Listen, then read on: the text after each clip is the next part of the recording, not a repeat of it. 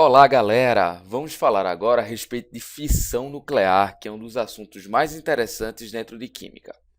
A fissão nuclear nada mais é do que a quebra do núcleo de um átomo em dois menores, tá? Fissão significa quebra, nuclear significa núcleo, tá? Então é a quebra do núcleo. Essa reação tem como principal característica uma enorme quantidade de energia que será liberada, tá bom? Exemplificando para vocês como é que acontece. Tá aqui, ó. A gente tem um urânio 235, que é o isótopo radioativo do urânio. Ele é bombardeado com um nêutron. Ao ser bombardeado com o nêutron, ele se transforma em urânio 236, que é extremamente instável. E por ser extremamente instável, ele se desintegra, produzindo bário 139 e criptônio 94. Uma coisa que é importante vocês saberem, tá? Vou até botar um asterisco aqui para falar dela, é que as divisões não são uniformes, certo? Ou seja, as fissões não são uniformes. Como assim, Cássio, elas não são uniformes? Nem sempre vai ser formado bário e criptônio. Pode ocorrer quebras formando outros elementos de massa diferente, tá? Esse aqui é só um dos casos que podem acontecer. Uma coisa bastante interessante é o seguinte, ó. Para eu realizar a fissão, eu bombardeei-o com o nêutron, não foi? E assim que a fissão do urânio ocorre, ele libera mais quantos nêutrons? 3. Esses 3 nêutrons, eles podem ser utilizados para realizar novas fissões. Tranquilo? E a principal propriedade da fissão é o quê? A grande liberação de energia que vai ocorrer. De uma forma melhor, vendo em uma escala maior, o que acontece?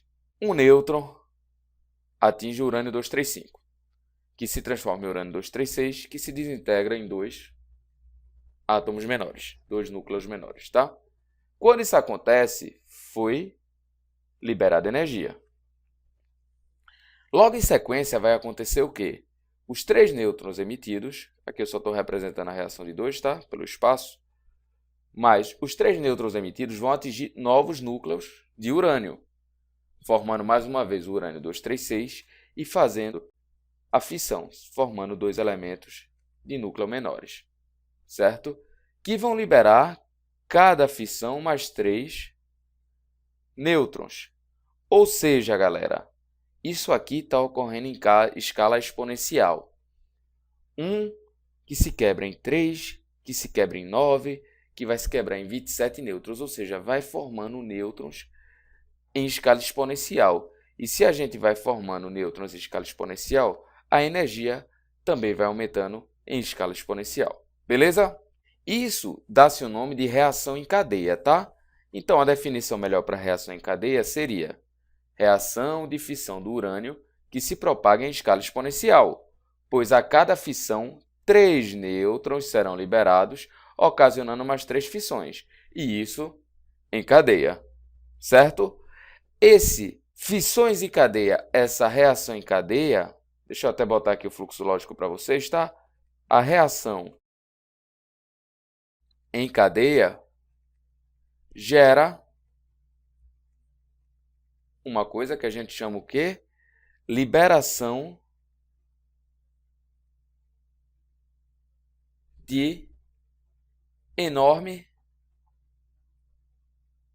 quantidade de energia. Beleza, Cássio. E para que isso serve? Uma das aplicações disso vai ser a bomba atômica, tá?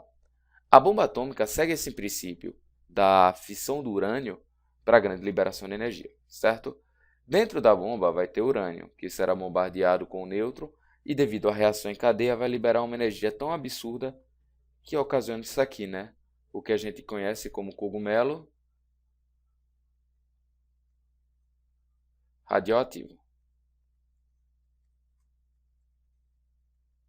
Mas, pessoal, não é só porque a fissão nuclear é utilizada para fazer bomba atômica que a gente vai chamar isso aí de um processo ruim, um processo perigoso, tá? Além de fazer bomba atômica, a fissão nuclear é a base de funcionamento das usinas nucleares. Beleza? Então, as usinas nucleares funcionam como? É feita uma fissão controlada. Essa fissão controlada, ela libera uma grande quantidade de energia que é utilizada para vaporizar a água, tá? E ao vaporizar a água, gera uma turbina que gera energia elétrica. Então, tanto pode ser utilizado para uma coisa maléfica, como para uma coisa benéfica. Tá bom? Falando um pouquinho mais da bomba, acho que vocês têm um pouco mais de interesse devido à Segunda Guerra Mundial, né? Como é que essa bomba é constituída? Nessa bomba, você vai ter o seguinte: você vai ter regiões onde existirão aglomerados de urânio, tá? Por que eles estão separados? Porque o urânio só vai estourar quando ele atingir uma certa massa, que a gente chama massa crítica, tá? Então, para evitar que ele exploda dentro do avião, essa massa é separada. No meio, existe um nêutron.